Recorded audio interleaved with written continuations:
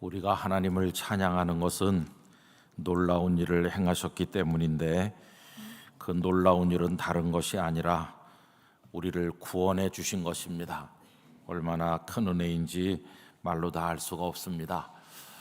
새벽 기도 나올라, 또 저녁에 나오실라.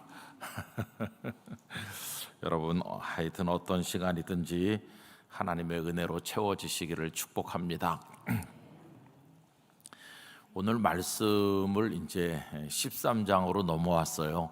그리고는 이제 제목을 예루살렘에서 안디옥 이렇게 했는데, 그것은 중심축이 이동했다, 그런 뜻입니다. 사도행전은 28장까지 있습니다. 그런데 1장부터 12장까지는 그 중심이 예루살렘으로 되어 있습니다.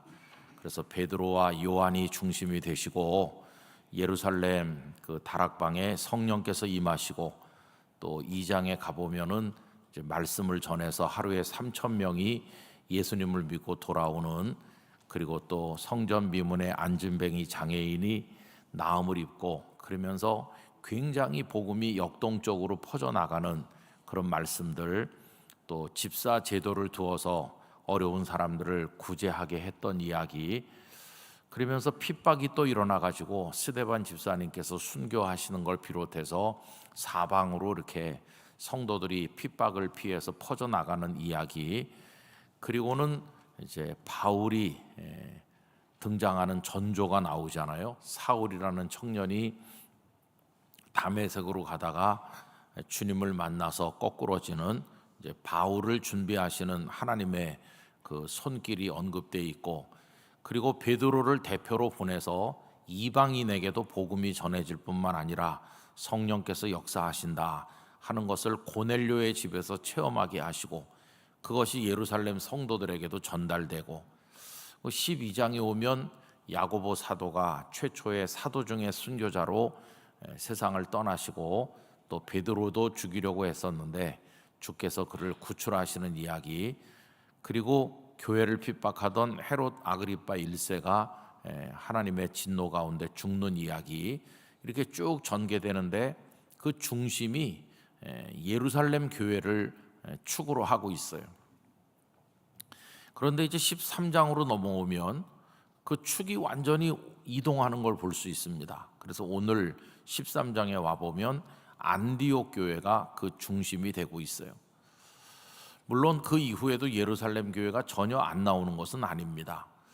15장에 보면 이방인들에게 복음을 이제 전도하는데, 본격적으로 하는데, 이방인들은 본래 할례도 안 받은 사람들이고 율법이 무엇인지도 모르는 사람들인데, 이제 그들도 예수님의 복음을 듣다 보니까 그들에게 어디까지 율법이나 할례를 요구해야 되는지, 이게 교회 안에 아주 어려운 숙제가 됐습니다. 그런 걸 전혀 모르던 이방인들에게 지금이라도 뭐 율법을 지키라던가 할례를 받으라던가 이렇게 요구해야 되는지, 그건 다 소용없는 것이고 예수 그리스도 복음만으로 구원받는다 이렇게 전해야 되는 것인지, 교회가 그런 입장 정리를 할 필요가 있어서 15장에 가면 소위 예루살렘 회의 이야기가 나오죠. 그때 예루살렘 교회가 또 등장하죠. 그리고 저 뒤에도 보면 전도 여행을 다니시던 사도 바울이 예루살렘으로 돌아오는 이야기도 있어요. 저 뒤쪽에 가면 예루살렘 교회가 전혀 등장하지 않는 것은 아닙니다만, 그 모든 복음이 퍼져나가는 사역의 중심지는 이제 예루살렘에서 안디옥으로 옮겨가는 것을 볼 수 있어요. 그리고 12장 이후에는 이제 베드로와 요한도 언급되지 않고 그 중심 인물이 바나바라든가 또 이제 바울이 중심이 되고, 바나바도 조금 있다가는 그 다음부터 더 나오지 않고 이제 바울이 중심이 되면서 바울 곁에 실라라든가 디모데라든가 누가라든가 이런 다른 복음의 동역자들이 쭉 같이 이제 나오는 걸 볼 수 있어요. 그래서 28장 맨 끝에 가보면 이제 로마로 가는 바울의 모습을 보여주면서 로마에까지 복음이 들어갔다. 거기서 28장이 끝나고 있는 거죠. 오늘 저녁에 저는 우리 성도님들과 함께 그 축이 이동하는 문제에 관해서 생각을 해보려고 하는 것이죠. 여러분, 두려운 말씀을 우리가 먼저 한 군데 읽고 시작하려고 하는데, 요한계시록 2장 4절과 5절 제가 읽어드릴 테니까 들어보십시오. 그러나 너를 책망할 것이 있나니 너의 처음 사랑을 버렸느니라. 그러므로 어디서 떨어졌는지를 생각하고 회개하여 처음 행위를 가지라. 만일 그리하지 아니하고 회개하지 아니하면 내가 네게 가서 네 촛대를 그 자리에서 옮기리라.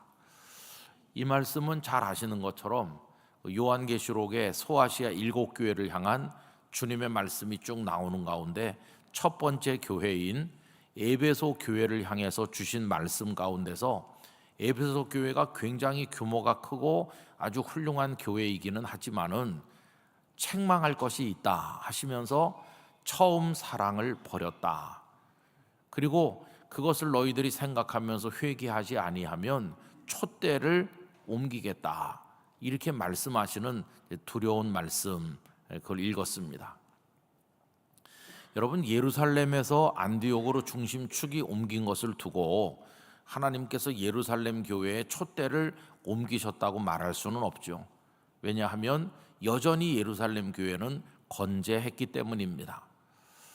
그럼에도 불구하고 사도행전의 기록을 따라서 가다 보면은 그 중심이 이동한 것만은 분명해요. 그 이유가 뭐냐 이렇게 물으면 뭐 여러 가지 이유를 들 수 있죠. 우선 예루살렘 교회에 큰 환란이 있지 않았습니까? 스데반 집사님께서 순교하시면서 핍박이 크게 일어나서 성도들이 사방으로 흩어져 나갔기 때문에 예루살렘 교회가 굉장히 위축된 그런 현실적인 이유가 있습니다. 그 다음에 또 한 가지 하나님의 섭리와 관련해서 얘기한다면, 이제는 유대인들만을 위한 복음이 아니고 전 세계에 흩어져 있는 이방인들에게까지도 복음이 퍼져나가야 되는 건데, 우리가 상식적으로 생각해 볼 때 예루살렘 교회는 유대인 중심 교회입니다. 그렇죠? 그러나 안디옥은 이방 지방 아닙니까? 이방인들의 도시잖아요. 그러니까 거기 안디옥 교회는 일부 유대인들이 있긴 했지만은 대부분이 다 이방 사람들이죠. 이방 사람들이라는 것은 해외에서 많이 사는 사람들이고, 또 그들은 국제적인 교류에 능통한 사람들이고, 또 여러 가지 외국어에 능통한 사람들이죠. 여러분, 그 당시 많이 썼던 언어는 헬라어 또 혹은 라틴어 이런 것일 텐데, 그런 것에 능통한 사람들이 모여 있는 곳이 그 안디옥이니까 골수 유대인들을 보내서 저 로마까지 가서 복음을 전도하려면 언어가 소통되지 않아서 그건 거의 어려운 것이죠. 그래서 하나님께서는 이제는 땅끝까지 이르러 복음이 전파되도록 하시려는 당신의 그 선교의 섭리에 따라서 이방인들의 교회를 전면에 내세우시고, 이제 그 교회를 통해서 세계 선교를 이루어 가시려는 이제 그런 뜻이 있었다, 이렇게도 설명할 수 있습니다. 여러분, 그 사도행전 1장 8절이 오직 성령이 너에게 임하시면 너희가 권능을 받고, 그리고 시작 지점이 어디입니까? 예루살렘이죠. 예루살렘과 온 유대, 그 다음에 사마리아 땅끝, 이렇게 하는 게 이제 하나님의 뜻인데, 이제 그렇게 나가기 위해서는 안디옥 교회 같은 이방의 교회가 필요한 것이죠. 예루살렘 교회에서 핍박이 일어났을 때 흩어져 가던 사람들이 가면서 복음을 전했고, 어떤 사람들은 안디옥에도 가서 복음을 전해서 거기 이제 믿는 사람들이 생겼다는 소식이 예루살렘에 전해졌을 때, 예루살렘의 사도들이 바나바를 거기 보내지 않았습니까? 바나바가 가서 사역을 하다가 다소에 올라가서 사울을 데리고 내려와서 두 사람이 함께 복음을 전도했는데 교회가 굉장히 강건해졌고, 또 그리스도인이라 하는 그런 호칭으로 불리게 되었고, 또 교회가 내실이 있어서 여러 가지로 넉넉했기 때문에 예루살렘 교회가 경제적으로 핍절하다, 그래서 구제 헌금을 모아서 또 예루살렘 교회를 돕기도 하고, 벌써 이게 안디옥 교회가 속이 꽉 차게 부흥하는 걸 볼 수 있지 않습니까? 그게 그냥 이루어진 것이 아니라 하나님께서 안디옥 교회를 크게 하셔서 세계 선교를 위한 전초 기지가 되도록 쓰시려는 계획이 그 속에 있었기 때문이다 하는 것을 알 수 있습니다. 저는 영락교회를 생각을 해보면 사실 영락교회는 우리나라의 비극적인 분단이나 전쟁이 없었더라면 이렇게 존재하지 않았을 교회죠. 만약에 우리나라에 남북 분단이 없었다면 한경직 목사님께서 남쪽으로 내려오시지도 않았을 것이고 또 성도들도 마찬가지겠죠. 그러면 여기 배단위 전도교회가 세워지지도 않았을 겁니다. 그런데 해방 이후에 남북이 38도선을 기준으로 갈라지게 되었고 또 그 정치 체계가 전혀 다른, 저쪽은 공산주의, 이쪽은 자유민주주의로 전혀 다른 상황이 오는 가운데서 한 목사님은 일찍 내려오셨고 또 여기 이제 교회를 1945년 12월 2일에 시작하게 되셨습니다. 그리고 이제 그 와중에 휴전선을 그 38선을 넘은 많은 사람들이 내려와서 여기 이북 사람들이 모여 있는 교회 여기 모여들게 된 거죠. 그래서 전에도 말씀드린 것처럼 영락교회는 상식을 초월할 정도로 성도가 늘어났습니다. 불과 4년 6개월 만에 이 예배당을 건축했는가 하면 6.25가 나던 주일날 그 주보를 보면 6.25 나기 한 주 전, 그 전주 출석 통계가 6.25 나던 날 주보에 나와 있는 건데 우리 어린 아이들 빼고 어른들만 4,000명이나 모인 폭발적으로 불과 4년 만에 4년 몇 개월 만에 그렇게 모였어요. 저는 어떻게 그렇게 모여들었을까? 물론 여러 가지 요인을 얘기할 수 있어요. 한경직 목사님의 목회가 탁월했다라고도 말할 수 있고 또 38도선을 기점으로 나눠져 있던 그런 정치 사회적인 상황이 북한 땅에 이북 땅에서 많은 사람들이 넘어오게 한 동인이 되었고 그래서 동양인들이 있는 이곳에 사람들이 모여온 거 그것도 무시할 수 없는 그 이유 중에 하나일 것이에요. 그러나 저는 그 모든 것보다 가장 큰 그렇게 될 수밖에 없었던 어떤 뭐가 있다면 그건 하나님의 뜻이라고 믿습니다.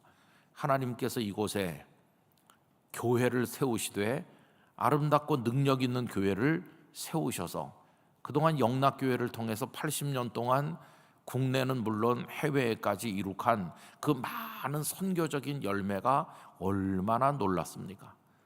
저는 이 모든 것들이 하나님의 뜻과 계획 가운데서 이루어진 것이라고 생각합니다. 그리고 그 중간에 많은 주의 종들이 참여한 거죠. 마치 안디옥 교회에 바나바가 있었고 또 나중에 바울이 된 사울이 있었고 많은 이들이 있는 것처럼 영락교회 하나님께서 많은 사람들을 보내주셔서 정말 주님을 사랑하고 헌신하는 이들의 눈물 어린 기도와 주님 사랑과 물질의 헌신과 시간의 헌신, 복음 전도를 통해서 정말 괄목할 만한, 세계가 놀랄 만한 이제 그런 일들을 이루셨는데 다 하나님의 계획 가운데 있었다. 그렇게 생각을 하는 것입니다. 자, 그러면서도 이제 한 가지 마음의 두려움이 느껴지는 것은 아까 읽었던 에베소 교회를 향한 주님의 책망, 회개하지 않으면 촛대를 옮긴다. 또 그 말씀이 마음속에 이제 두려움으로 남는 거죠. 여러분, 복음이 더 왕성했던 곳이 이 남쪽입니까? 북쪽입니까? 이렇게 물으면 그 정답이 북쪽입니다. 평양을 중심으로 해서 평안 남도뿐만 아니라 평안 북도, 신의주까지 정말 대단했죠. 여러분, 당연히 신학교를 세우면 서울에 세웠어야 될 것 같은데 물론 그때는 서울이란 말을 쓰지 않고 뭐 경성 그랬었는데요. 그전엔 한양이었고 당연히 여기에 신학교가 세웠어야 되는데 평양 신학교가 세워지지 않았습니까? 그것도 또 이상한, 어떻게 평양이냐? 근데 거기가 가장 복음이 왕성했거든요. 숭실대학교가 평양에 세워졌고 물론 이쪽에 세브란스도 있었고 뭐 연희대학교도 있고 있었지만은 그런 기독교적인 모든 것들이 저쪽이 굉장히 왕성했어요. 6.25로 인해 가지고 다 이쪽으로 이제 피난을 내려와서 숭실대학교도 폐교됐던 것을 한 목사님께서 1954년에 다시 영락교에서 재건하고 그랬습니다마는 어쨌든 평양 그쪽이 굉장히 왕성해서 평안도 지방이 말이죠. 근데 지금은 어떻게 됐나요? 지금은 휴전선으로 가로막힌 저쪽에 지하교회 성도들의 눈물 그리고 그들의 탄식 그것만 있는 거지. 그 장대현 교회라든지 우리가 알고 있는 서문박 교회라든지 한 목사님 목회하셨던 신호주 제2교회, 제1교회 그 뭐 많은 교회 2천여 교회가 다 무너졌거나 이제는 공산당을 위한 어떤 시설로 쓰여지고 있는 것이고 요 한반도의 중심축이 지금은 남쪽으로 옮겨 있어요. 그래서 지금은 우리 대한민국 안에 교회들이 수만여 교회들이 있어서 여러 가지 선교 사역, 복음 사역을 하고 있어. 저쪽은 텅 비었어요. 근데 왜 그렇게 됐는지는 우린 설명하기는 어려워요. 여러분 이쪽에만 교회가 남아 있고 저쪽은 다 외형적으로 없어졌다고 해서 이쪽에 남쪽에 있는 이들이 워낙 하나님을 잘 믿어서 그렇다 이렇게는 말할 수 없는 것이죠. 뭔가 하나님의 계획이 있을 터인데 하여튼 지나간 분단 이후에 북한의 교회는 정말 힘든 상태에 있는 거죠. 그 에베소 교회를 향해서 주신 말씀에 두려움을 느낀다는 것은 촛대를 옮기겠다 하는 그 말씀이 만약에 오늘 우리에게 적용이 된다면 이게 얼마나 두려운가 그런 생각에서 이제 그 말씀을 두려워하는 것입니다. 우리의 기도는 이겁니다. 하나님 언제나 우리가 복음의 중심축에 살게 해 주십시오. 복음의 중심축에서 주님을 섬기게 하여 주십시오. 그게 우리의 기도 제목인 것이. 우리 세계 역사를 봐도요, 이 복음의 축이 이동하거나 움직인 게 뚜렷하게 나타납니다. 중세를 거치면서 기독교 그러면은 유럽을 중심으로 해서 오랜 세월 내려왔죠. 종교 개혁도 유럽에서 일어났고, 뭐 루터, 칼빈 할 것 없이 다 그 유럽에서 이제 복음의 그런 역사를 이루신 우리 선배들 아니십니까? 그러다가 이제 복음의 중심축이 근대로 들어오면서 굉장히 많은 변화를 가져옵니다. 우선 17세기 정통주의 시대라고 그래요.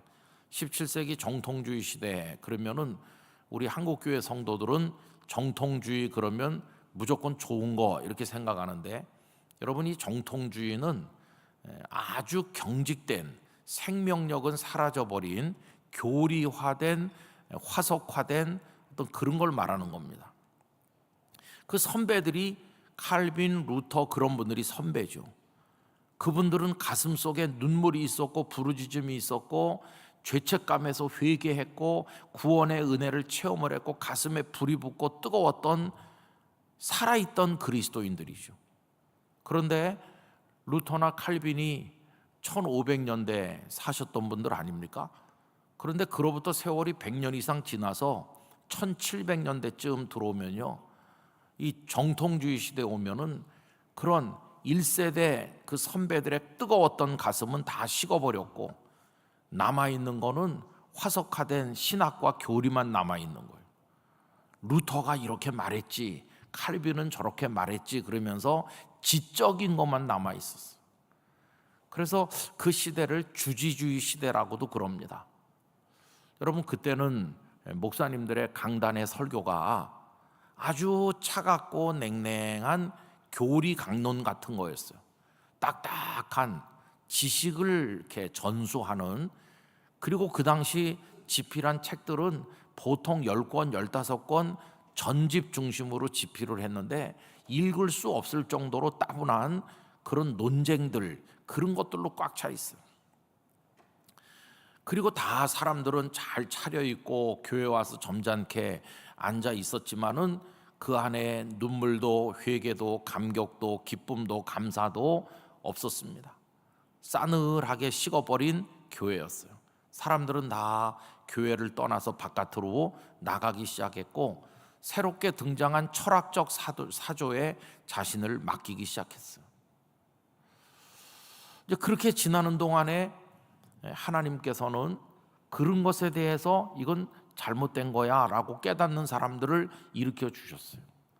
이제 그런 흐름들이 몇 가지 있는데, 예를 들면 경건주의자들이 그런 분들이었어요. 그래서 저 네덜란드라든지 독일의 북부 지방을 중심으로 해서 경건주의자들이 등장했습니다. 프랑크푸르트의 슈페너 목사님 같은 분은 딱딱한 주일 예배를 드렸어요. 그런데 그거가 뭔가 잘못됐다는 걸 아셨어요. 그래서 또 원하는 소수를 따로 모아가지고 그들과 함께 말씀을 다시 나누고 눈물로 기도했어요. 그래서 그 교회가 있는데 이건 딱딱하고 냉랭한데 그 안에 소수, 가슴이 뜨겁고 하나님 앞에 가슴을 치며 눈물로 회개할 수 있는 영이 살아있는 소수가 따로 모였어요. 그래서 흔히 그걸 뭐라고 그러냐 하면은 교회 안에 교회, 그렇게 부릅니다. 이제 그들 속에서 경건주의라고 하는 것들이 드러나기 시작했어요. 경건주의가 갈래가 여러 가지 있습니다만은 경건주의의 몇 가지 특징은 성경이 살아있는 하나님의 말씀임을 믿는다. 하나님은 지금도 울부짖는 자의 기도를 들으시는 줄로 믿는다. 그리고 회개하고 십자가 보혈로 구원받는 것이 무엇보다도 중요함을 우리는 믿는다. 그리고 살아있는 감격, 그걸 가지고 주님을 뜨겁게 사랑하는 것이 마땅하다. 우리가 익숙하게 알고 있는 가슴이 뜨거운, 그리고 눈물의 기도가 있는, 그리고 성경을 생명같이 사랑하는 그런 사람들의 모임이요. 그들은 신학자도 아니고 그들은 세련된 지식인도 아니었지만은 하나님 앞에 주님을 믿는 감격이 있었어. 구원받은 기쁨이 있었어. 이런 사람들이 이제 할례 대학을 중심으로 봉사활동도 많이 했고, 독일 교회는 봉사 잘하는 교회로 지나간 몇백 년 동안 유명했는데 그 중심이 이제 할례 대학을 중심으로 한 것이죠. 프랑케 목사님 같은 분이 할례 대학의 지도자가 됐어요. 다 경건주의 흐름입니다. 그리고 이제 그 갈래에서 두각을 나타낸 분 중에 한 분이 진젠돌프 백작이라고 하는 분이 계시죠. 그분은 자기 영지, 그분은 백작이니까 넓은 땅을 가지고 있는 귀족인데 거기서 이제 같은 신앙 고백을 가진 사람들을 모아가지고 함께 하나님을 섬겼어요. 근데 이 진젠돌프 백작의 가슴에도 눈물이 흐르고 있었어요. 어느 날 그는 십자가에 달리신 예수님을 그린 그 그림을 바라보고 큰 충격과 함께 은혜를 받았습니다. 왜 예수님께서 날 위해 십자가 달리셨나? 십자가에서 출발했어요. 그리고 그 앞에 거꾸러졌어요. 그거는 머릿속으로만 하나님을 생각하는 지적인 그런 것들이 아니고 가슴 속에 찔림이 있고 회개가 있고 감사가 있는 그런 신앙이었어요. 그래서 이 진젠돌프의 공동체에 사람들이 모여들어서 거기서 같이 그런 고백을 나누며 있었어요. 그러고 있는데 영국의 한 젊은이가 그곳을 찾아오죠. 그 젊은이는 다름 아닌 웨슬리 목사님입니다. 나중에 감리교 운동을 일으켜서 감리교의 선구자가 된 웨슬리 목사님이 찾아오죠. 그 웨슬리 목사님은 그 이전에 그분 개인적인 스토리가 많잖아요. 오늘날의 조지아주에 해당하는 신대륙에 가서 선교사 하다가 실패도 하고 또 배를 타고 대서양을 건너다 죽을 고비도 넘기고 좌절에 빠져서 런던으로 돌아왔다가 성경 공부에 갔다가 큰 은혜를 입었는데 그 성경 공부 모인 사람들이 바로 그 모라비안 교도들이고 모라비안 교도들에 대해서 감동을 받고 그들의 뿌리를 추적하다가 진젠돌프 백작을 알게 된 거고, 그래서 그는 독일까지 가서 진젠돌프 백작의 그 헤른후트의 공동체를 찾아가서 거기서 감동을 받고 그의 가슴에 불이 붙어가지고 돌아오죠. 그래서 이제 감리교 운동이 영국에서 일어난 겁니다. 근데 그 웨슬리에게는 옥스포드 다니면서 같이 기도하고 사회 봉사 활동을 했던 친한 친구들이 몇 사람이 있었는데 그 중에 한 사람이 조지 휘필드죠. 나는 녹슬어 없어지는 쇠붙이가 되기보다는 닳아서 없어지는 쇠붙이가 되겠다는 유명한 말을 남기고 복음을 위해 충성했던 귀한 분이시죠. 이분은 나는 영국 땅에서 하는 게 이제는 그거 가지고는 부족하다고 생각한다. 그러면서 대서양 건너서 아메리카 대륙으로 건너갔죠. 휘필드는 아메리카 대륙에서 하고 웨슬리 목사님은 영국에서 하고, 그럼 이 휘필드 목사님은 아메리카로 건너가서 거기 가서 미국이 이제 시작되는 그 무렵인데 거기 가서 조나단 에드워드와 연결되고, 그래서 미국의 제1차 대각성 운동, 문자 그대로 각성하는 겁니다, 하나님 앞에서. 그 다음에 제2차 대각성 운동이 일어나고, 그 중간에 무디 선생 같은 분이 등장하고 막 가슴이 뜨거운 사람들이 나타나서 내가 19세기가 끝나기 전에 세계 선교의 주역이 되겠다. 그러면서 젊은이들이 여름방학에 모여서 집회를 열면 마지막 날밤 수백 명씩 일어나서 내가 전 세계 아시아, 아프리카로 가서 선교사 되겠습니다. 어마어마한 복음의 불길이 일어나게 된 거죠. 우리나라에 오셨던 언더우드나 아펜젤러 목사님들도 그런 영적 감화의 물줄기 거기 있었던 분들이라고 할 수 있어요. 그래가지고 그 교회 중심축이 많이 이동합니다. 유럽에서 오랫동안 내려오던 기독교가 그 차갑게 식어버린 정통주의, 그걸로 인해서 거의 다 고사되고 죽어버릴 뻔했는데 하나님께서 가슴이 뜨거운 사람들을 일으켜가지고 이제는 유럽이 중심축이었던 것이 아메리카 대륙으로 옮겨요. 유럽 교회는 오늘날 지금 다 죽어버렸습니다. 유럽의 교회. 지금 저 영국, 프랑스 뭐 할 것 없이 현재 유럽 교회는 다 죽은 교회예요. 그 아름답게 지은 어마어마한 그 예배당 건물들 아시잖아요. 그게 막 수천 개씩, 만 개씩 매물로 나와 있어요. 그 예배당 안에 예배 드리는 사람 없어요. 텅텅 비어 있고 이제는 관광지로 변한 지가 오랜데 그것도 자꾸 수리를 해야 되는데 무슨 돈으로 수리합니까? 정부가 계속해서 수리비를 보조하다가 이제는 정부도 지쳐가지고 손들고 그 엄청난 건물들이 이슬람 사원으로 바뀌기도 하고 술집으로, 서커스 공연장으로, 그게 지금 현재 유럽의 모습입니다. 그리고 그 이제 조나단 에드워드나 또 휘필드 목사님 그때 그 18세기 그때 대서양을 건너서 미국으로 건너간 교회는 아까 말씀드린 것처럼 1차, 2차 대각성 운동이라든지 오순절 운동이라든지 이렇게 했어요. 근데 그것도 처음에 그 신대륙에 건너간 건 청교도들 아닙니까? 그러면서 그 다음에 영국 성공회 앵글리칸 처치가 가고 뭐 장로교 신앙도 뿌리 내렸는데 이건 전부 동부 쪽에 있어요.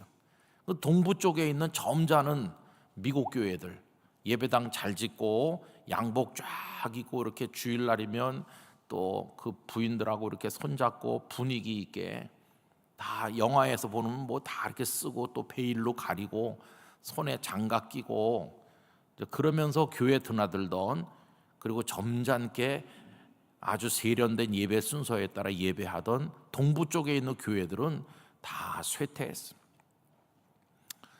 지금 미국의 장로교 신학교들은요 학생이 없어가지고 학교가 다 없어지거나 축소되거나 통폐합하거나 현재 그렇습니다. 현재 한국에서 유학 오는 사람 없으면은 유지하기 어렵다, 그런 말 나온 지가 제법 됐어요. 장로교가 이게 시대 변화를 잘 못 따라가는 거죠. 그런데 이제 미국 교회는 그래도 좀 활발하게 남아 있는 게 19세기부터 18세기부터 그랬습니다만은 그 감리교, 영국에서 일어난 감리교 운동이 넘어왔고 그 다음에 침례교.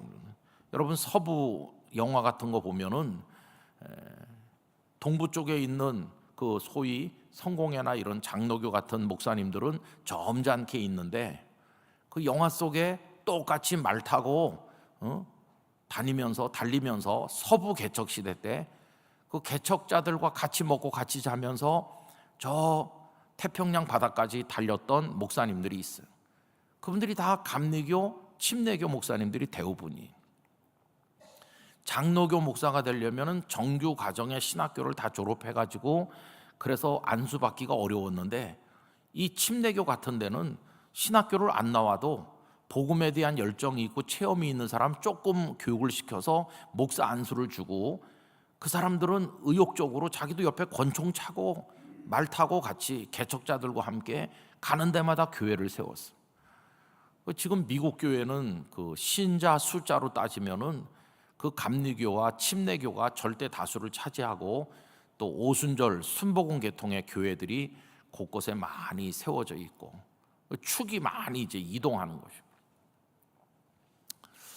여러분, 우리 대한민국 교회는 역사가 그렇게 길진 않은데 우리나라에는 세계에서 아주 좀 독특한 나라입니다. 우리나라는 장로교가 아직도 강한 나라가 우리 대한민국이죠. 전 세계에서 모든 나라에서 장로교가 힘을 못 쓰는데 한국에서는 장로교가 아니면 힘을 못 쓰는 반대 현상이에요. 그런데 우리 장로교의 맹점은 뭐냐 하면은 의사 결정이 힘들다는 거예요. 그래서 그 회중교회는 회중 전체의 논의에 의해서 결정한다 이렇게 하지만 사실은 그 교회를 리더하는 목회자의 뜻이 결정적으로 중요해요. 근데 우리 장로교는 뭐 당회도 있고 재직회도 있고 뭐 하나 결정하려고 그러면은 힘들고 담임 목사님 한 사람 모셔오려고 그래도 막 1년 2년씩 걸리고 그 중간에 싸우고 또 갈라지고 막 이러니 이게 언제 시대는 빠르게 변하는데 적응이 잘 따라가질 못하잖아요.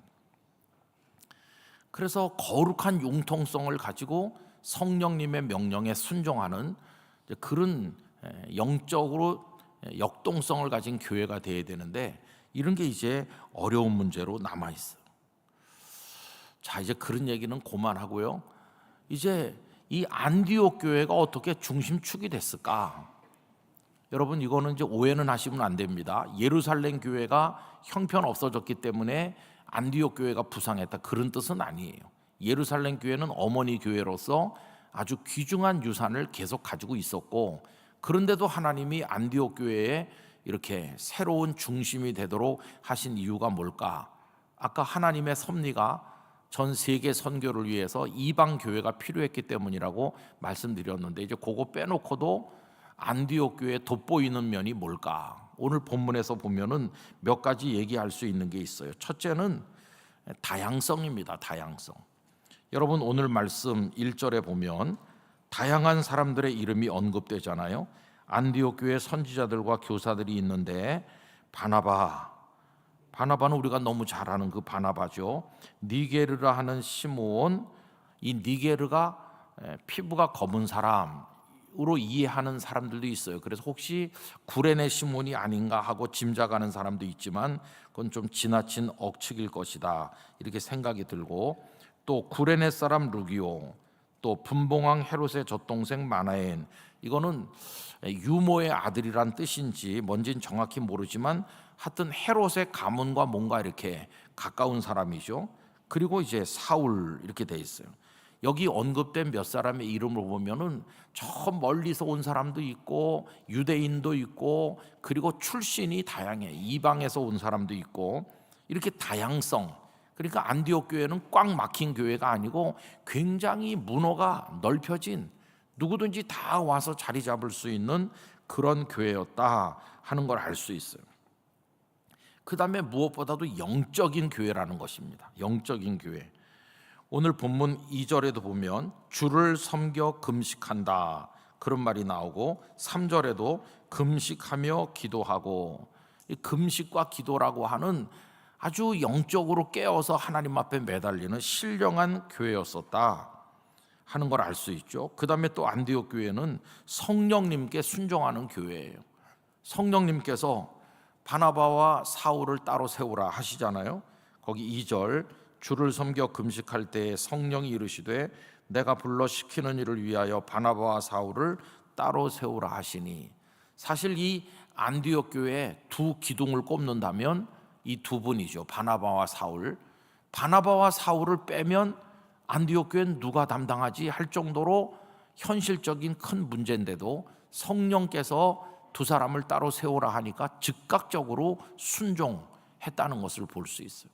하나님의 뜻에 성령님의 이끄심에 저항하지 않고 바로바로 순종하는 영적인 역동성이 있는 교회다. 하나님께서 안디옥 교회를 모체로 해서 드디어 소아시아, 마케도냐, 아가야, 로마까지 세계 선교의 문을 활짝 여시는, 안디옥 교회는 그 주역이 되는 그런 이야기가 나와 있는 거죠. 그래서 예루살렘 교회를 중심으로 했던 사도행전의 이야기가 이제는 안디옥 교회를 중심으로 전개되는 것을 볼 수 있어요. 여러분, 우리 영락교회는 지나간 수십 년 동안 한국 교회를 이야기하자면 영락교회에서부터 시작했어요. 영락교회가 한경지 목사님을 필두로 해서 얼마나 많은 복음 증거, 선교 사업, 교육 사업, 봉사 얼마나 많이 했는지 몰라요. 그래서 우리가 중심축이었어요. 그런데 이제 우리가 그걸 많이 잃어버린 면이 없지 않아 있어요. 그러나 여러분, 우린 기도해야 됩니다. 하나님께서 우리 교회를 다시 쇠퇴하는 교회들 중에 하나가 아니라 하나님의 복음을 위한 중심 교회로 우리 교회를 써주시도록 우리가 기도해야만 될 것입니다. 저는 우리 교회가 쇠퇴하는 가운데 우리가 은퇴하지 않길 원합니다. 내가 영락교회에서 집사, 권사, 장로, 목사로 섬기는 동안에 우리 교회가 중심에서 밀려났어. 하나님께서 우리를 더 이상 안 쓰시는 것 같아. 이거보다 슬픈 일은 없을 거예요. 그러나 우리가 하나님의 뜻에 순종하고 깨어서 기도할 때 하나님은 다시 우리를 들어서 쓰실 줄로 믿습니다. 하나님의 복음을 위한 주역이 돼야 되는 것이. 여러분, 이건 교회 얘기만은 아니에요. 개인도 그래요. 개인도. 한 교회 몇십 년 역사를 가만히 여러분 보세요. 전에는 어떤 집사님의 가족, 어떤 권사님의 가족이 많이 있어가지고 이 부서 저 부서에서 봉사하고 그 후손들이 많이 주님을 섬기고 충성했는데 한 4, 50년 지나고 보니까 그 집 식구들이 한 명도 없다. 그런 경우도 있는 거예요. 물론 그분들이 해외로 이주했을 수도 있고 지방에 갔을 수도 있고 여러 가지 있지만 그 집의 후손 누구누구는 교회도 안 간대. 예수님도 안 믿는데 그럼 이게 그 가문이 축이 이동하는 거예요. 가장 아름답기는 할아버지가 잘 섬겼던 교회 손자도 또 중직자가 돼서 잘 섬기고 이렇게 그 중심에서 하나님의 교회를 받드는 가문이 될 때 그게 하나님의 축복을 받는 것이거든요. 이게 얼마나 중요한지 말로 다 알 수가 없어요. 그래서 이제 저도 제 자녀들한테 이런 얘기를 종종 합니다. 너희 할아버지는 장로님이셨고 나는 목사고 그런데 너희는 교회에서 뭔가 충성해야 되지 않겠니? 장가가고 시집가서 애 키우고 지금은 아직 나이 어리다 그러지만 이제는 집사도 돼야 되고 교회에서 자리를 잡고 봉사해야 된다. 그런 얘기를 하고 있습니다. 그래서 이제 올해 또 우리 자녀 하나는 또 집사 교육도 받고 이렇게 하는데 그게 다 해야 되는 거예요. 해서 다 그 중심에 그걸 이어나가도록 하지 않으면 그게 믿음의 가문이 안 되는 거죠. 여러분, 저는 여러분들이 그 중심에 늘 머물러 계시길 바랍니다. 믿음의 중심에서 하나님을 섬기고 축복의 중심에 머무르고 한때는 우리 가정이 그랬었는데 지금은 우리 가정은 존재감도 없고 우리는 다 밀려났다. 이렇게 되면 슬픈 거거든요. 그래서 하나님의 뜻 가운데 우리가 쓰임바 돼야 되는 것인데 어떻게 하면 언제나 그 하나님의 은총 안에 머무르면서 그 축복을 누리면서 하나님 나라 복음을 위해서 쓰임바 되는 그 자리를 지켜나가고 그 복을 누릴 것인가. 이게 우리에게 영적으로 주어진 큰 과제라고 생각하는 것입니다. 저는 목사로서 그저 두려우면 우리 한국 교회가 세계 선교의 흐름에 있어서 중심에서 밀려나가지고 쇠퇴하고 그렇게 될까봐 정말 두렵죠. 요즘의 세계 교회는 오히려 옛날에 변두리였다고 하는 저 남미나 아프리카나 아시아 일부 국가에서 오히려 더 왕성하게 일어나고 한국 교회는 그 힘을 많이 잃은 게 사실이에요. 여러분, 우리가 정신을 차려야 됩니다. 깨어서 기도해야 됩니다. 하나님께서 우리를 끝까지 아름답게 써주시도록 기도하며 헌신하며 나가게 되기를 간절히 기원합니다. 영락교회가 오늘의 안디옥 교회처럼 쓰임받기 위해서 여러분들이 끝까지 기도해 주시기를 부탁드립니다. 기도하겠습니다. 거룩하신 하나님 아버지, 우리 주님께서는 에베소 교회가 최고의 교회인 것처럼 보였지만 회개하지 아니하면 촛대를 옮긴다고까지 말씀하셨고, 실제로 교회 역사를 고찰해 보면 촛대를 옮기신 것들을 여기저기서 볼 수가 있습니다. 그렇게 왕성했던 교회들이 있었는데 지금은 믿는 자가 다 사라져버린 그런 곳이 많이 있음을 저희들이 보며 두려움을 느낍니다. 아버지 하나님의 섭리 가운데서 귀히 쓰시는 교회들이 있었는데, 주여 저희 영락교회가 예수님 다시 오시는 그날까지 하나님 나라 복음을 위한 중심 축으로 쓰임받을 수 있도록 저희들을 축복하여 주시옵시고, 우리 영락의 성도들이 다 그 주역이 되게 하여 주시고, 대대손손 하나님을 위해 사는 사람들이 이어져 나가도록 복을 주옵소서. 깨어있게 하여 주시옵시고, 우리의 마음을 열게 하여 주시옵시고, 성령님의 지시에 아멘으로 순종하는 교회가 되게 하여 주옵소서. 주여 우리를 남북 통일을 위해서도 써주시고 세계 선교를 위해서도 써주시고 하나님 나라 영광을 위하여 사용하여 주옵소서. 예수님의 거룩하신 이름으로 기도드리옵나이다. 아멘.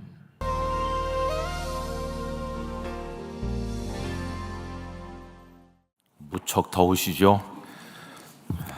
세상에 종말이 다가오는지 부글부글 끓고 있습니다. 근데 또 지구 반대편은 지금이 겨울이지 않습니까? 근데 그곳은 또 기온이 너무 내리가 가지고 동사하는 사람도 많이 있다고 합니다.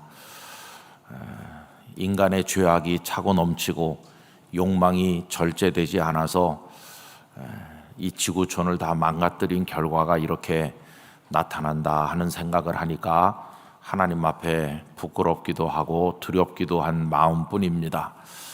그래도 우리가 살아있는 동안에 방금 부른 찬양처럼 하나님의 말씀 따라 한 걸음씩 걸어가는 것뿐입니다. 세상이 어떠하든지 마음을 더 굳게 먹고 우리에게 주어진 삶을 걸어가길 간절히 원합니다. 주일 예배 이후에 이 예배당의 낮에는 아무도 안 계시고 새벽 기도에만 모이고 그러는데도 또 이 안에도 움직임이 없는 건 아니네요. 이게 지난 주일하고 지금하고 완전히 다릅니다. 지난 주일에 꽃하고 지금하고 지금 훨씬 흐드러지게 꽃이 퍼졌어요. 그래서 아주 더 풍성해졌는데, 이렇게 잘려가지고 꽂혀 있는 꽃인데도 불구하고 또 이렇게 활짝 피는구나 하는 생각이 들고, 여러분 이 세상이 움직임이 없는 것 같아도 하나님은 당신의 오메가 포인트를 향해서 마지막 지점을 향해서 뜻하신 바대로 이끌고 가고 계시다고 생각합니다. 하나님만 바라보면서 살아갈 뿐이죠.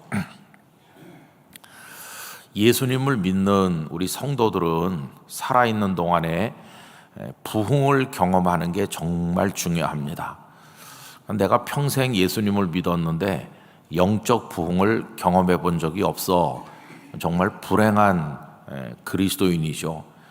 근데 부흥이라고 하면은 뭐 이렇게 요만했던 게 이만해지는 어떤 규모의 확장이라든지 수의 번성이라든지 그런 차원의 이야기만은 아닙니다. 전에도 종종 말씀드린 것처럼 부흥의 핵심은 살아나는 겁니다. 죽었던 것이 살아나는 게 부흥의 핵심이다 하는 말씀을 드리지 않았습니까? 그래서 하박국 3장 2절에 주의 일을 이 수년 내에 부흥케 하옵소서라고 할 때 그 부흥은 숫자가 많아지는, 규모가 확장되는 그런 부흥이 아니고 죽어 있던 것이 살아나는 거다. 그래서 이 얼마 전에 그 에스겔의 마른 뼈의 골짜기, 거기 마른 뼈가 백골들이 널려 있는 그곳이 하나님의 살아있는 군대가 되는, 우리 그 이야기를 주일날 나누었는데 그런 게 부흥이죠. 그래서 여러분 예수님을 믿는 우리가 축소해서 얘기한다면 우리 각자의 심령이 먼저 살아나야 됩니다. 죽은 심령으로 있으면 안 되고 살아서 약동하는, 살아있는 심령은 움직임이 있는 것이고 뭔가 역사를 이루는 거잖아요. 우리 각자의 심령이 하나님의 생명의 영이신 성령 안에서 살아나길 원합니다. 뿐만 아니라 이제 그 공동체 안에서 또 모아지는 거죠. 그래서 내가 몸담은 교회가 살아난다. 내 몸담은 교회가 영적으로 아주 역동성을 가지고 하나님의 일에 우리가 뭔가 열매가 많아진다. 이제 그런 걸 경험해야 된다는 것입니다. 어떤 교회 이야기를 들었는데요. 그 교회가 한 70여 년 역사를 가지고 있는데 목사님이 몇 분이나 바뀌었을 것 같아요. 우리 영락교회는 이제 80년 됐는데 제가 6번째 담임 목사입니다. 그러면 한 70년 됐으면은 목사님이 한 너댓 분 지나갔을라나 이렇게 생각하잖아요. 근데 그 교회는 목사님이 현재 계신 분이 17번째 목사님이래요. 그런데 지금 계신 분이 한 30년 계셨거든요. 그러면 이제 그 앞에 목사님이 16명이서 계신 건데 그래서 얼마나 많이 목사님이 바뀌었겠어요. 얘기를 들어보니까 5개월 만에 가신 목사님도 계시고 뭐 4년, 5년 만에 가기도 하고 뭐 그랬다고 그래요. 그러니까 상상을 해보세요. 목사님이 와가지고 좀 할만하면 무슨 분규가 생겨서 아이 난 못하겠어 그러고 또 가고 또 다른 목사님이 또 와서 하고 그러니 그 교회가 무슨 부흥을 경험하겠습니까? 성도들은 그때마다 다 이렇게 날이 서가지고 막 또 갈등하고 이렇게 하다 보니까 교회가 이게 은혜가 다 메말라가지고 성도들의 심령이 다 부서지는 거죠. 그런 데서 어떻게 부흥을 경험하겠어요? 만약에 이제 어떤 가정이 그 교회에 출석하는데 그 가정에 자녀가 있다고 생각해 보세요. 아이가 초등학생, 중학생, 고등학생 그 교회에서 청년부 이렇게 보내는데 그 젊은이가 어려서부터 그 교회에서 보고 배운 게 뭐겠어요? 계속 싸우는 어른들의 모습. 교회 가면 뭔가 시끄럽고 갈등하고 그러면 그 아이가 바라보는 교회, 그 아이가 생각하는 신앙생활이라는 것이 어떻겠습니까? 그런 교회에서 성장한 우리 자녀들이 정상적인 믿음의 생활을 할 수 있겠습니까? 다 교회를 떠나든지 이미 상처를 많이 받고 그런 교회면 그 부모님도 상처를 받았을 테니까 또 그런 게 가정 안에서 서로 이야기거리가 되고 아이들은 아이들대로 예수님을 믿는 거에 대한 회의가 생길 것이고 참 불행한 역사죠. 그죠? 불행한 역사. 저는 우리 목사님, 전도사님들께 가끔 그런 얘기를 했는데 부흥을 경험하는 목회자가 된다고 하는 건 정말 놀라운 축복이다. 그런 얘기를 한 적이 있거든요. 우리 성도 여러분, 여러분들의 세대에 부흥을 경험하게 되시기를 위해서 기도하시기 바랍니다. 우리 각자의 영혼이 살아있을 뿐만 아니라 가정도 영적으로 부흥되는 거거든요. 우리 가족 모두가 한 명도 낙오자가 없이 주일이 되면 애 어른 할 것 없이 다 가서 예배 드리고 주일 저녁에 모이면 아이는 아이대로 어른은 어른대로 모여가지고 교회에서 있었던 일을 같이 나누면서 기뻐하고 얼마나 행복한 모습이에요. 저도 주일 저녁에 가가지고 우리 외손주한테 오늘 유아부에서 뭐 배웠어? 이렇게 물어보거든요. 그럼 뭐 막 떠따고 놀다가 모세! 그러면서 그럼 모세가 뭐 어떻게 했는데 근데 그게 행복한 시간이에요. 그 녀석이 모세에 대해서 배웠다는 거예요. 뭐 어떤 때는 뭐 다윗 그러기도 하고 하여튼 유아부에서 배운 거. 근데 참 깜짝 놀랄 것은 어린 애들이 생각보다 많이 기억하고 있어요. 가서 떠들다가만 온 게 아니고 그렇게 듣고 왔다는 걸 알 수 있습니다. 제가 종종 말씀드리지만 애들은 안 듣는 것 같아도 나중에 알고 어른은 잘 듣는 것 같은데 나중에 물어보면 모른다 그러는데 어쨌든 온 가족이 다 교회 가서 아빠 엄마도 찬양대 뭐 교회학교 교사 뭐 다 하고 여전도회 남성교회 봉사하고 주일에 부모는 부모대로 은혜 받고 애들은 애들대로 은혜 받고 서로 축복하고 또 월요일 아침이 되면 우리 가족들도 한 주간 주님 안에서 잘 살아라 이렇게 하고 여러분 그런 게 얼마나 행복한 신앙생활이에요, 그죠? 그런 거를 늘 축복으로 경험하게 되시길 바랍니다. 또 교회 생활을 하면요, 교회가 그래야 되거든요. 우리 성도님들이 영락교회 이제 오래 계신 분도 계시고 또 다른 교회 다니다가 이사를 오시거나 뭐 그래서 우리 교회 성도가 되신 분도 있는데, 여러분들이 이제 교회 어느 교회든 이렇게 몸담고 쭉 있는 동안에 그 교회가 이렇게 영적으로 뜨거워지고 일어나는 거, 성도들이 기쁨이 충만하고 막 교회 생활이 행복하고 그런 걸 경험하셔야 됩니다. 그래야 이게 긍정적으로 우리 영이 열리는 거거든요. 저는 그런 면에서 여기 안디옥 교회 성도들은 참 복되었다, 그런 생각이 들어요. 이 안디옥이라고 하는 도시 자체가 우상의 도시고 이방인들의 도시고 복음이라고 하는 게 전혀 없던 곳인데, 스데반 집사님께서 순교한 것이 오히려 그들에게는 계기가 된 거죠. 그 흩어지는 성도들이 여기저기 가다가 안디옥에도 도착해 가지고 예수님을 전도했잖아요. 그래서 그 유대인도 아닌 이방인들이 마음이 열려서 복음을 듣게 되고, 그래서 거기 믿는 사람들이 생겼다 하니까 예루살렘의 사도들이 의논해 가지고 바나바를 보내자. 바나바가 가셨고, 또 바나바가 다소에 가 있는 사울을 데리고 와서 같이 또 이렇게 하고, 그래서 이 안디옥 교회가 아주 풍성해지는 거죠. 이게 부흥입니다. 부흥을 그들이 경험하는 거예요. 야, 이렇게 놀라운 일이 일어나는구나. 믿는 사람도 늘어나고 내적으로도 꽉 알이 차가지고, 말하자면 실력 있는, 영적 실력이 있는 교회가 된 겁니다. 그래서 또 마음도 너그러워졌어요. 누군가가 제안을 했겠죠. 지금 예루살렘 교회, 우리에게 복음을 전해준 어머니 교회가 경제적으로 굉장히 어렵다고 하는데 우리가 좀 도웁시다, 그럽시다. 이렇게 마음이 하나가 돼가지고 다 구제 헌금을 모아가지고, 그래서 바나바와 바울이 예루살렘까지 가서 다 구제 헌금을 전달하고, 이루고 돌아올 만큼 역량 있는, 이제는 열매를 맺기도 하고 나누기도 하는 그런 교회로 발돋움한 거거든요. 그런데 하나님께서 어느 날 그 안디옥 교회에다가 놀라운 일을 명하신 것이에요. 그것이 다른 게 아니라 최초의 선교라고 불리는 일을 그들에게 맡기신 겁니다. 그래서 바나바와 사울을 따로 세우라. 우리 지난번에도 생각한 것처럼 이 두 분을 따로 세워서 1차 전도 여행에 파송한 거 아닙니까? 예루살렘 교회가 당연히 선교사를 먼저 보냈어야 될 것 같은데, 하나님께서는 뜻밖에도 이방인들의 교회인 안디옥 교회를 통해서 하나님의 복음을 이루어내신 것을 볼 수 있어요.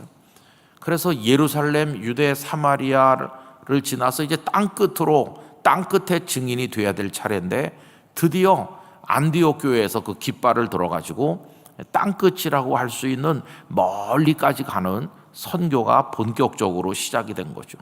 거룩한 하나님 나라를 위한 역사가 시작이 된 것이에요. 여러분, 그 바나바와 사울이 1차 전도여행을 위해서 출발할 때 그 현장에서 신앙생활 같이 하면서 그분들을 위해 기도하고 축복하고 그분들을 보내고 그분들이 돌아와서 선교 보고하는 걸 들으면서 함께 기뻐했던 그 안디옥 교회 그 당시 성도들, 그분들은 정말 복된 성도들이었다고 말할 수 있어요.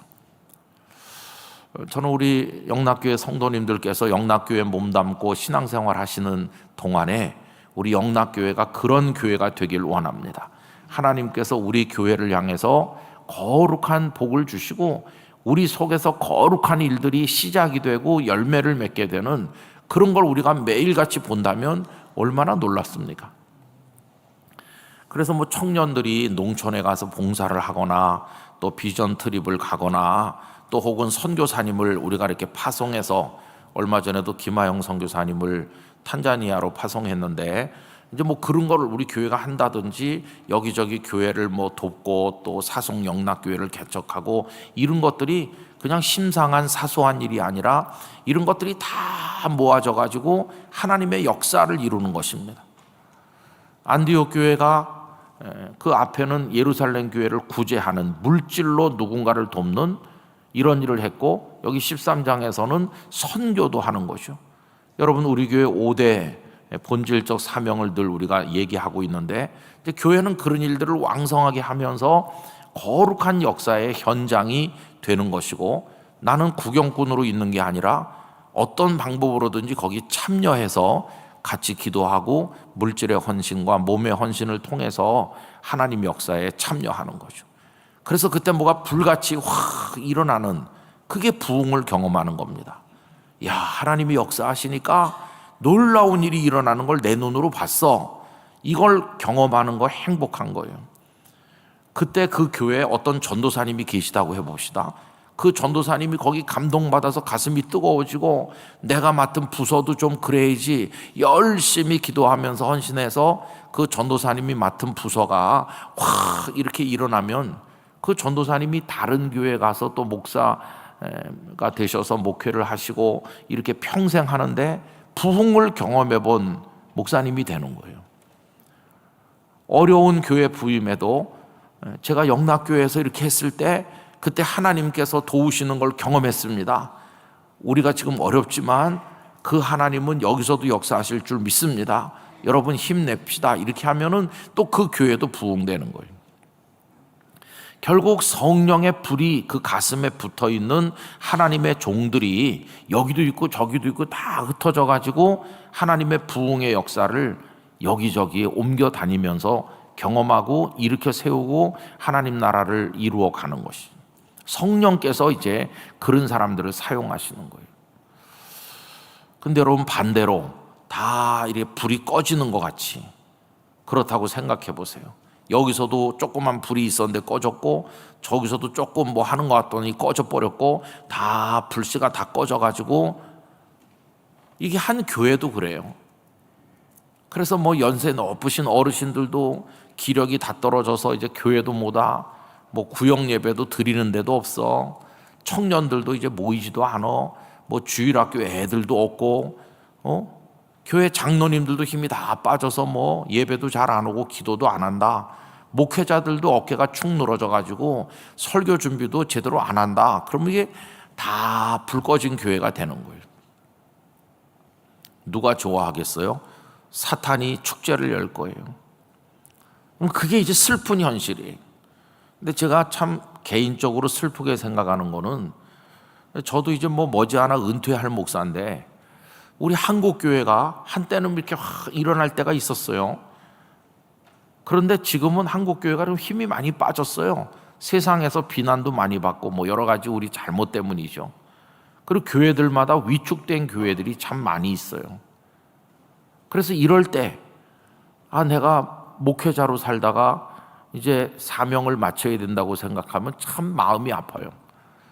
누군가 우리 한국에도 엘리야 같은, 엘리사 같은 주의 종들이 나타나서 이걸 일으켜야 될 텐데, 그런 생각이 드는 거예요. 여러분, 엘리야 선지자가 살던 북왕국 이스라엘의 아합 왕 시대, 악하기 이를 데 없는 아합과 이세벨이 권력을 틀어쥐고 온 백성들을 다 바알과 아세라 앞에 무릎 꿇게 만들고 나라를 도탄에 빠지게 만드는 그 악한 시대에 엘리야 혼자서 분투 노력했어요. 바알에게 무릎 꿇지 않은 7,000명이 있긴 했지만 그들이 표면적으로 같이 등장한 건 아니었고, 어떻게 보면 엘리야 혼자 외로운 사투를 벌이는 건데, 하나님이 도우셔서 갈멜산의 승리를 거두기도 했지만, 또 그 다음에 보면 로뎀나무 그늘 아래서 죽기를 원할 만큼 힘이 빠지기도 하고, 그래도 엘리야가 살아있을 때는 하나님의 역사가 사람들에게 나타났고, 그 다음에 그 제자인 엘리사가 또 나타나서 이렇게 했잖아요. 그러니까 지금 오늘같이 어려운 때는 능력 있는 주의 종들이 사방에서 일어나가지고 잠든 영혼들을 깨워야 되는 것이고, 그래서 한국 교회가 다시 일어나야 되는데, 나는 그거를 못하는구나, 참 부끄럽고 하나님 앞에 죄송한 생각을 많이 가지고 있습니다. 여러분, 그런 의미에서 우리가 이 시대의 아픔을 마음으로 다 기억하면서 하나님 앞에 간절히 기도해야 되는 것이죠. 이 시대를 깨우는 영락교회가 되게 해주시고, 그 거룩한 일이 일어나는 불씨가 여기 영락교회의 성령의 역사로부터 시작되게 하여 주시옵소서. 그런 소원을 우리가 가져야 되는 것이죠. 이 안디옥 교회에서 시작해가지고 이제 여러 소아시아 곳곳으로 퍼져가잖아요. 이 안디옥 교회가 했던 그 놀라운 역사를 우리가 경험하기를 원하는 것이에요. 영락교회가 기점이 되게 해주세요. 안디옥 교회가 기점이 된 것처럼. 그럼 여러분, 이런 거룩한 일은 어떻게 시작하고 어떻게 시작되는 것입니까? 하나님께서는 도대체 누구를 통해서 그런 거룩한 일에 출발점이 되도록 사용하시는 것일까? 오늘 말씀이 우리에게 그것을 알려주는 거죠. 우선 거기 사람들이 있었다는 걸 알 수 있어요. 그 사람들은 거룩한 사람들이었다고 생각합니다. 1절 보면 안디옥 교회 선지자들과 교사들이 있으니 곧 바나바와 니게르라 하는 시므온과 구레네 사람 루기오와 분봉왕 헤롯의 젖동생 마나엔과 및 사울이라.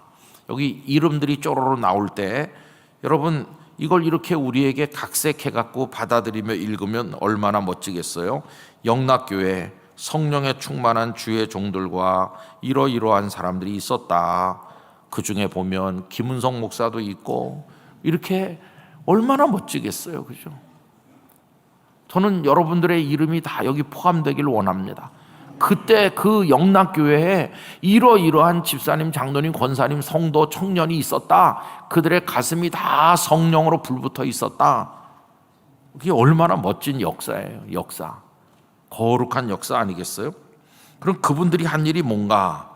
여러분 2절 말씀 보시면 그분들이 한 일은요, 주를 섬겨 금식할 때에, 이렇게 시작하잖아요. 섬겨 금식할 때에. 여기 레이투르게오라고 하는 단어가 사용됐는데 그게 우리말로는 섬겨라고 번역됐어요. 섬겨 금식하는 게 뭘까? 금식한다는 거야 음식을 안 먹고 이렇게 하는 거 우리가 이해하겠는데, 여기 섬겨는 뭘까? 이 개역 개정판 성경은 섬겨라고 번역을 하고 있는데요, 쉬운 성경, 또 새번역 성경, 지난번에 여기서 기념 예배를 드렸던 새 한글 성경, 이런 여러 성경에서는 그 헬라어 그 단어의 뜻을 좀 살려가지고 섬겨라고 번역하지 않고 예배라고 번역했어요. 예배. 그래서 이렇게 돼 있습니다. 그들이 주님께 예배 드리며 금식하고 있을 때에, 이렇게 번역하고 있어요. 그러니까 조금 더 뜻이 명확해졌잖아요. 그러니까 그 안디옥 교회 성도들이 늘 모여서 하나님 앞에 예배를 드리는데 예배와 금식이 이렇게 연결되어 있구나 하는 것을 알 수 있습니다. 이러면 섬긴다는 단어가 이제 예배로 사용된 용례는 몇 군데 더 있는데 한 군데를 더 읽어보면 히브리서 10장 11절에 제사장마다 매일 서서 섬기며, 이렇게 나오는데 옛날 구약 시대 때 성전에서 제사장들이 늘 서서 하나님을 경배하잖아요. 그걸 이제 섬긴다고 번역했지만 사실은 예배 드리는 것이겠죠. 근데 이 안디옥 교회 성도들도 예배 드리며 거기다 금식했다, 이렇게 나옵니다. 우리는 주로 예배는 열심히 드리는데 금식은 잘 안 하고 있습니다. 그렇죠? 근데 이분들은 예배와 금식이 연결되어 있는 것을 볼 수 있어요. 금식은 어떤 때 왜 하는 것일까요? 금식하는 그 이유는 여러 가지가 있었던 걸 성경에서 볼 수 있는데, 대표적인 것 중에 하나는 내가 나쁜 놈이구나, 하나님 앞에 큰 죄를 지었구나 할 때 구약 시대 때 보면 평상시 입던 옷을 벗고 베옷으로 갈아입고 혹은 티끌을 무릅쓰고, 그때 같이 하는 게 뭡니까? 금식하는 거예요.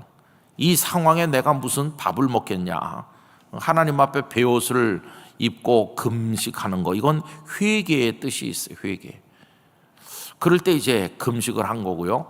또 금식을 하는 것은 욕망을 끊기 위한 노력으로 하기도 했어요. 그래서 실제로 사람이 극복해야 될 욕망 가운데 어떤 성적 욕망, 그것도 굉장히 넘기 어려운 거거든요. 다윗 같은 분도 이제 그걸 넘지를 못했잖아요. 그런데 이제 수도사들, 중세 때 결혼하지 아니하고 홀로 사는 수도사들이나 수녀들, 그분들도 다 육체를 가지고 있으니까 육체적 욕구가 다 있을 거 아닙니까? 근데 그거를 어떻게 이기나? 또 실제로 그 미국에서 실험한 결과도 있다고 그래요.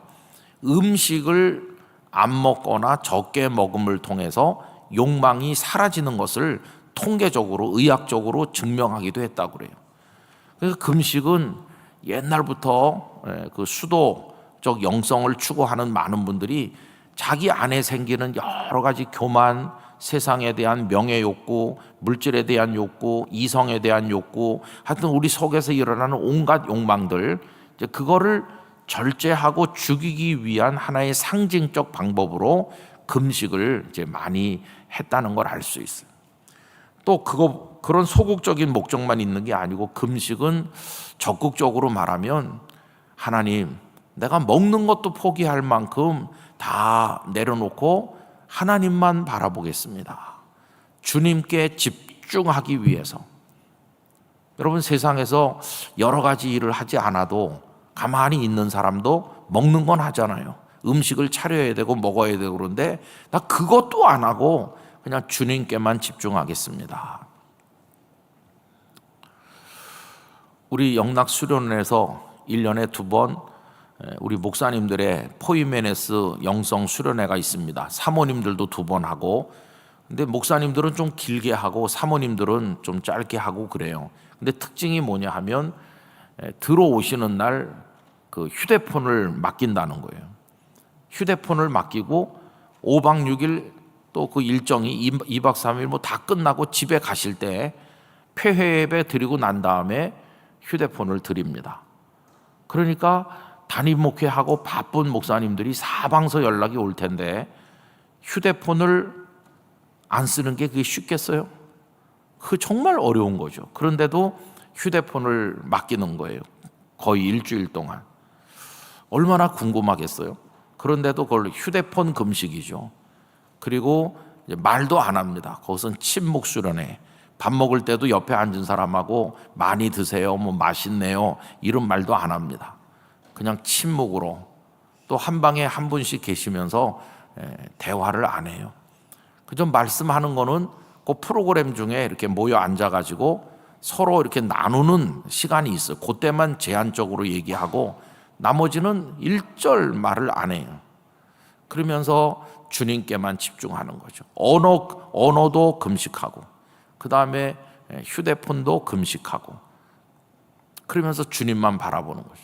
금식에는 그런 뜻도 있었어요. 결국 금식의 초점은 주님께 더 가까이 가는 그런 노력이고 은혜를 더 사모하는 마음이 그 속에 들어있다는 거죠. 그래서 예배와 금식이 지금 같이 가고 있는 걸 볼 수 있고요.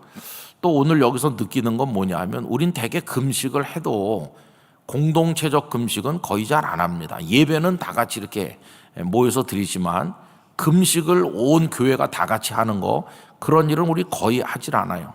그냥 개인적 차원에서 하는 분들이 있어요. 무슨 가정에 특별한 기도 제목이 있을 때 뭐 3일씩 이렇게 하신 분들이 있으실 거예요. 그냥 개인 차원인데 여기는 다분히 공동체적으로 안디옥 교회 성도들이 예배하면서 금식했구나. 그리고 여러분, 금식을 하면은 따라오는 게 또 있죠. 그건 기도입니다. 기도. 금식과 기도가 서로 연결되는 건데 2절에는 그 얘기가 없는데 3절에 가면 나옵니다. 여러분, 3절에 가서 보면 이에 금식하며 기도하고, 금식과 기도가 나란히 나오는 걸 볼 수 있어요. 결국 2절과 3절을 종합적으로 얘기해 보면 예배 공동체였다. 그러면서 주님께 집중하기 위해서 금식하면서 기도하는 기도 공동체였다. 안디옥 교회는 그런 사람들이었다. 그런데 그들이 그렇게 하고 있을 때에 주께서 말씀하셨다. 내가 시키는 일을 위해서 바나바와 사울을 따로 세우라. 거룩한 일, 땅끝까지 복음이 전해지는 거룩한 일이 그때 시작된 거예요. 거룩한 일은 언제 누구를 통해 시작되는가? 늘 예배하고 금식하고 기도함으로써 하나님께 집중하는 사람들을 통해서 그때 하나님은 시작하신다. 세상의 욕망에 도취돼서 돌아다니는 사람들을 붙들고 야, 선교해라 이렇게 하시진 않는다는 것이, 우리 영락교회가 부흥을 경험하고 하나님의 거룩한 역사에 참여하기를 원한다면 우리가 힘써야 될 일이 무엇인가 하는 게 여기 답이 나오잖아요. 우리 영락교회가 살아있는 영과 진리의 예배를 드려야 됩니다. 그리고 성도들이 주님께 집중해야 됩니다. 세상의 욕망들을 다 끊어낼 수 있어야 되고, 그리고 깊이 기도하는 기도 공동체가 될 때, 우리가 거룩한 공동체가 될 때 하나님께서 우리를 통해서 당신의 부흥의 역사, 선교의 역사를 일으켜 주실 것이라고 믿습니다. 그때 우리가 부흥을 경험하게 되는 거죠. 세속적인 교회가 되지 말고 영적으로 구별된 하나님의 영의 역사가 있는 교회가 되고, 성도 한 사람 한 사람이 그렇게 준비될 때 하나님의 역사는 시작되는 것이, 그런 영적인 그런 게 전혀 없이 그냥 둘러 앉아가지고 회의하면서 자, 우리도 뭐 하나 해봅시다 이래가지고는 거룩한 일이 되질 않아요. 벌써 이분들은 영적으로 준비되어 있잖아요. 그래서 주의 말씀이 임하니까 즉각적으로 순종했어요. 바울과 사울은 안디옥 교회의 핵심적 인물인데 그 두 분 빼놓고 어떻게 되나 인간적 걱정하지 않고 그 두 분을 위해서 금식하며 기도하고 안수해서 그 두 분을 파송했다. 그게 이제 오늘 본문 3절에 나오는 거죠. 여러분, 2000년 교회 역사를 쭉 이렇게 읽어 내려가다 보면 가끔씩 불같이 거룩한 역사가 여기저기 일어난 그런 기록들이 있거든요. 그 시대 하나님께서 그 지역에서 놀라운 역사를 일으켰구나. 보면 다 공식이 똑같아요. 세속적 욕망에 빠져 있는 사람들을 일으켜서 하나님의 역사를 이루신 일이 없어요. 다 여기 안디옥 교회 성도들처럼 준비된 누군가를 통해서 하나님은 역사하셨다. 이걸 알 수 있어요. 아주 뚜렷하게 알 수 있습니다. 지난번에도 말씀드린 그 서구 기독교의 역사 속에서 그런 예를 하나 든다면 모라비안 교도 이야기를 할 수 있죠. 이 모라비안 교도의 역사는 거슬러 올라가 보면 14세기까지 올라갑니다. 얀 후스라고 하는 그분으로부터 시작해가지고 종교 개혁 시대를 거치면서 많은 핍박을 받고 유럽에 정착하지 못하고 유럽 안에서 쫓기는 자들처럼 이리저리 저리로 떠돌아다녔어요. 그러다가 독일에까지 흘러 들어갔는데 그때 진젠도르프 백작이 그 사람들 한 200명을 자기 영지에다가 이렇게 살도록 허락해 줍니다. 그때가 언제냐 하면 1722년이에요. 진젠도르프 백작이 헤른 후스라고 하는 자기 영지 안으로 200여 명을 땅을 내줘서 살게 했어요. 근데 그분들은 그 속에 들어와서 농사 짓고 뭐 이렇게 살면서 반드시 하루에 3번 모여서 기도를 드렸어요. 벌써 기도하는 공동체가 아닙니까? 그렇게 늘 기도를 힘쓰다 보니까 1727년에 놀라운 일이 3번 있었다고 기록되어 있는데, 그렇게 매일같이 모여서 그냥 평소에 늘 기도하는 거죠. 그런데 1727년 7월 16일하고 7월 22일하고 8월 5일 이 3날에는요 전에 없었던 강력한 성령의 임재가 있었어요. 마치 오순절 다락방의 역사처럼. 뭐 그날이라고 특별히 뭐 기도를 더 세게 더 오래 이렇게 한 것도 아니고 평소에 늘 하는 대로 하나님 앞에 기도했는데, 그 3날은 날짜까지 기록되어 있을 정도로 감당하기 어려운 성령의 역사가 그들에게 임하게 되었고, 그래서 8월 10일 날이 되었을 때 그들은 밤새도록 기도하게 되었고 늦은 밤까지 기도하고, 8월 13일 날은 우리 주님의 십자가 보혈을 생각하면서 성만찬 예식과 함께 늦은 시간까지 부르짖어 기도했는데, 요 7월과 8월에 있었던 그 사건을 두고 헤룬후트의 오순절이었다, 이렇게 이제 별칭으로 부르게 되었어요. 그리고는 이제 그 8월 13일 성만찬을 행한, 그리고 기도한 그때부터 릴레이 기도를 시작했어요. 처음에는 남자 24명, 여자 24명만 참여해가지고 하루가 24시간이니까 1시간씩 릴레이 기도를 계속 했는데 나중에는 그 기도에 참여하는 사람이 77명까지 확장됐어요. 그 200명이 애 어른 다 합쳐가지고 이제 200명인데 뭐 어린 조물아기들은 못했을 것이고 웬만한 어른들은 다 같이 기도했다는 걸 알 수 있어요. 그러다가 그 기도의 힘이 어디로 열매로 나타났냐면 이제 선교하는 쪽으로 나타나는 거예요. 1732년 몇 해 지났을 때 레온하르트 도보라는 사람과 다비드 나지만이라고 하는 두 사람을 선교사로 이분들이 보냅니다. 겨우 200여 명밖에 안 되는 적은 공동체가 두 명을 선교사로 보냈어요. 그런데 얼마나 놀라운 일이 일어났느냐 하면은 그게 1732년인데 28년이 지나서 1760년이 되었을 때 그 28년, 불과 28년 만에 선교사를 몇 명 보냈냐 하면은 226명을 보냈어요.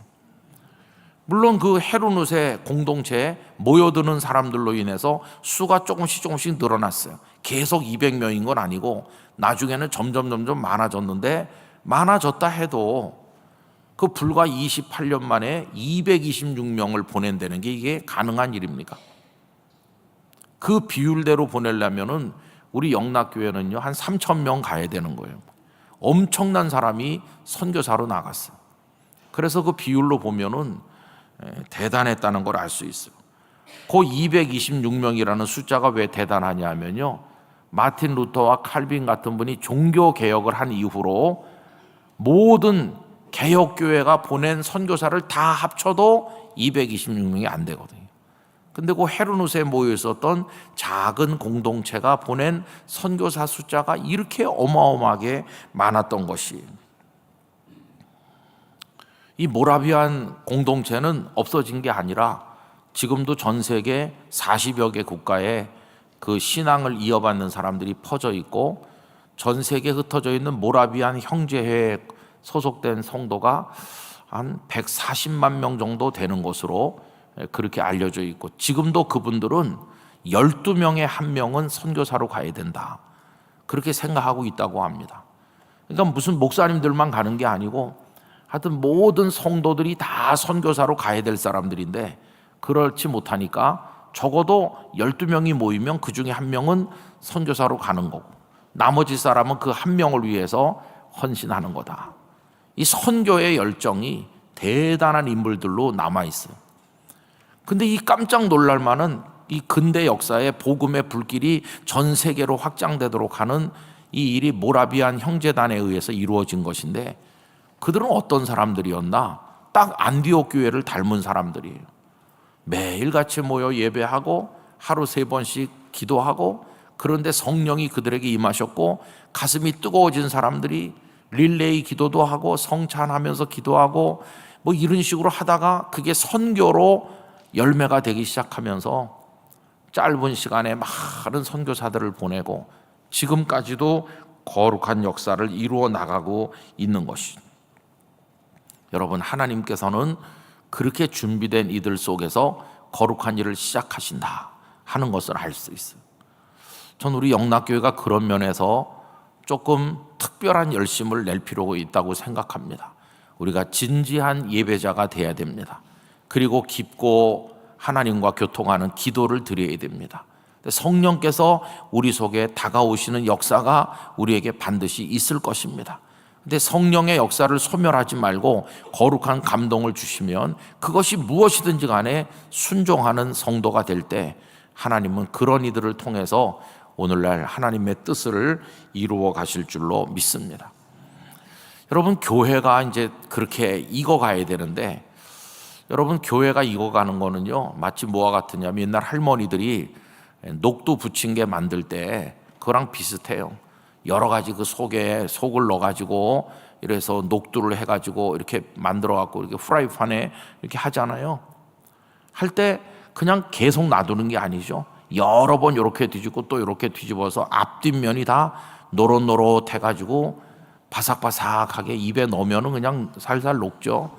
냉장고에 얼렸다가 데펴 먹는 것도 맛있지만 바로 해가지고 앞뒷면이 참, 그거는요 뭐라고 말할 수가 없어요. 근데 그게 한쪽 면에만 놓으면 안 되거든요. 뒤집질 않으면은 바닥은 타고 위는 익질 않잖아요. 그래서 계속 이걸 이렇게 뒤집어야 되는 거예요. 교회도 그래요. 만약에 교회에 목사 한 사람이 새로 왔다, 담임 목사가 바뀌었다, 그거 하나 가지고 그 교회가 영적 공동체가 될까요? 아니에요. 그건 한쪽이 타는 거나 똑같아요. 목사 하나 가지고 안 되고 무슨 프로그램 하나 해서 될까요? 아니면 무슨 제도를 조금 보완하면 될까요? 그래서 되는 게 아니라 어른부터 아이까지 이 부서 저 부서 교회 학교 여기 저기 구역이면 구역 전체가 다 같이 함께 익어가야 되는 거예요. 전체가 다 같이 위도 있고 아래도 있고 앞에도 있고 뒤도 익어서 다 같이 노릇노릇하게 익어야 되는 거죠. 이건 뭐냐 하면은 총체적 부흥이 일어나야 되는 거예요. 우리 영락교회로 말하면 예컨대 뭐 어느 부서 하나만 부흥하고 있다, 나머지는 다 그냥 냉랭하고, 그래갖고는 큰일을 할 수 없어요. 다 같이 이게 일어나야 됩니다. 다 같이. 저는 목회하면서 그런 걸 많이 경험했어요. 하나님께서 어떤 때가 되면은 채워주시는 걸 느낄 때가 있는데 교육자들도 가슴이 뜨거워져요. 교육자들도 가슴이 뜨거워지고 장로님들도 전에 없는 열심을 내고 모든 성도들이 예배 시간에 다 행복하게 되고 부서들이 다 이렇게 살아서 움직이고 이게 전체가 다 같이 살아나는 거예요. 그때 뭔가 하나님이 이루시는 때가 온다, 그런 생각이 들어요. 우리가 올해 80년이라고 그랬는데 지난 주일날 말씀드렸죠. 최고의 예물이 우리 자신이다, 그런 말씀을 드렸는데 우리 성도 한 분 한 분이 그렇게 되면 앞으로 90년 100년 영락교회를 들어서 쓰실 것이라고 믿습니다. 그래서 여기가 기점이 되는 교회처럼 하나님께서 거룩한 역사를 이루실 것이라고 믿습니다. 반드시 우리를 사용해 주시기를, 우리가 그 부흥의 현장에 쓰임받는 주님의 종이 되기를, 그런 간절한 열망을 가지시고 우리 자신과 우리 교회를 위해서 여러분 기도해 주시기를 바랍니다. 얼마나 멋진 일이겠어요, 그죠? 그럴 때 내가 거기서 나도 같이 기도를 보탰고 나도 같이 하나님을 사랑했고 나도 복음을 전도했고 나도 희생하고 헌신했습니다. 이게 평생의 우리의 축복이 되고 하늘나라에서 상급이 될 줄로 믿습니다. 그런 마음으로 우리가 깨어있어 오늘의 안디옥 교회처럼 우리 영락교회를 갖고 나가기를 간절히 기원합니다. 기도하겠습니다. 아버지 하나님, 저희 교회를 통해서 하나님의 거룩한 일이 시작되는 기점이 되도록 저희를 사용하여 주옵소서. 그것을 위해 저희도 오늘 말씀이 가르치는 바대로 거룩한 하나님의 사람들이 되게 해주시기를 원하오며, 주여 저희를 통하여 영광을 받으시옵소서. 예수님의 이름으로 기도하옵나이다. 아멘.